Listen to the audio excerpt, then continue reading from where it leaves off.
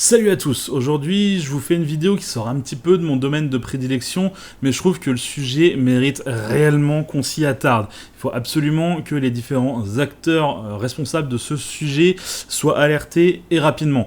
En effet, je me suis rendu compte que certains parcs-mètres connectés divulguent votre position GPS de façon totalement publique et sans que vous puissiez rien y faire.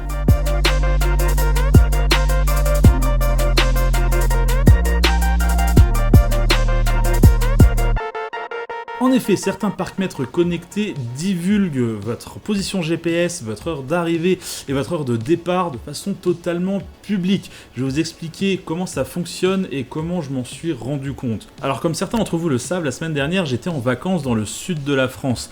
J'ai rejoint un ami et on est parti visiter une ville qui nécessitait de se garer sur un parking qui était géré par ces fameux parcs-mètres connectés.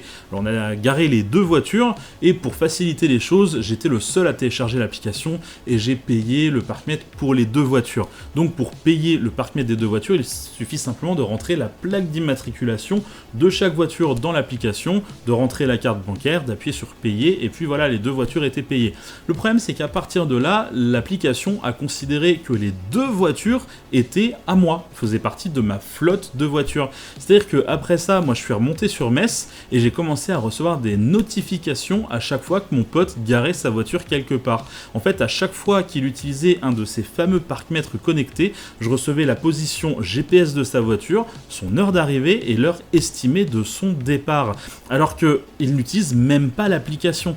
En fait, il payait directement au niveau du parc-mètre avec sa carte bleue. En gros, tout ce qu'il fait, c'est il rentre le numéro de sa plaque d'immatriculation, il paye avec sa carte et automatiquement, ça m'envoie à moi une notification. Tout ça parce que, une semaine avant, j'avais mis sa plaque d'immatriculation dans mon application. Pour mieux comprendre comment cela fonctionne, j'ai décidé de faire un test avec certains abonnés qui sont membres de mon Discord. En fait, ce qu'on a fait, c'est que j'ai enregistré sur mon application personnelle la plaque d'immatriculation de mon Avantime et ensuite j'ai demandé à un de mes abonnés de prendre un ticket de parking dans sa ville sur un de ces fameux parcs-mètres connectés. Et j'ai directement reçu une notification et un email contenant la position GPS du parc-mètre où mon abonné a pris ce ticket, l'heure exacte à laquelle il l'a pris et jusqu'à quelle heure il a payé. Peut-être que pour l'instant vous ne voyez pas le problème, mais dans l'application, à aucun moment j'ai dû prouver que cette plaque d'immatriculation était bien la mienne. C'est-à-dire que je peux mettre n'importe quelle plaque d'immatriculation et je recevrai des notifications à partir du moment où les personnes se garent. C'est-à-dire que je peux, dans mon application, mettre votre plaque d'immatriculation et à chaque fois que vous utilisez un de ces parcs-mètres connectés, je reçois une notification de votre position GPS. Alors moi, autant votre position, je m'en fous un peu, mais imaginez si je suis un voleur.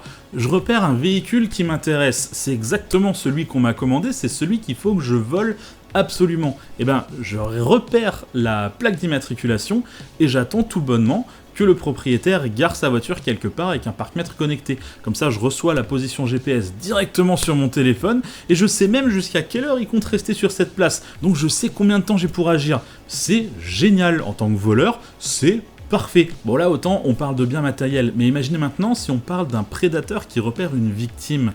Il prend la plaque d'immatriculation de la voiture de sa victime et à partir de là, il peut suivre tous ses faits et gestes. C'est-à-dire que le prédateur peut déterminer où la victime habite, où elle travaille, dans quelle salle de sport elle se rend. Bref, la faille est énorme, c'est vraiment extrêmement grave. Aujourd'hui, si je prends le risque de vous expliquer comment ça fonctionne dans cette vidéo, c'est surtout parce que j'ai bon espoir de faire changer les choses. Il faut bien comprendre qu'il y a des mairies qui ont décidé de rendre ce genre de système complètement incontournable. On parle de villes assez importantes, on parle de Paris, on parle de Strasbourg, ce sont des villes qui ont rendu complètement incontournables ces systèmes. Si vous voulez vous garer en ville, vous êtes obligé d'utiliser le système dont je suis en train de parler actuellement. C'est-à-dire que dans ces villes-là, à partir du moment où vous vous garez dans la rue, on peut suivre tous vos faits et gestes. Je trouve ça super grave. Alors évidemment, j'ai déjà contacté l'entreprise en question et j'attends encore une réponse. Si je préfère garder le nom de l'entreprise pour moi pour l'instant, c'est parce que de 1, je suis pas sûr que ce soit la seule application qui fonctionne de cette façon-là. Vous savez qu'il y en a plein des applications qui font des parcs-mètres connectés. celle-ci clairement est fautive, mais il y en a peut-être d'autres. Je les ai pas toutes testées et j'ai pas envie d'en accuser une si jamais il y en a 3, 4, 5, 10 qui font la même erreur. La deuxième raison pour laquelle je préfère ne pas divulguer le nom de cette application, c'est tout simplement parce que j'aimerais leur laisser une chance de modifier par eux-mêmes le programme. Évidemment, cette vidéo leur sera envoyée et j'espère qu'ils vont modifier ça de façon à régler cette énorme faille, quoi.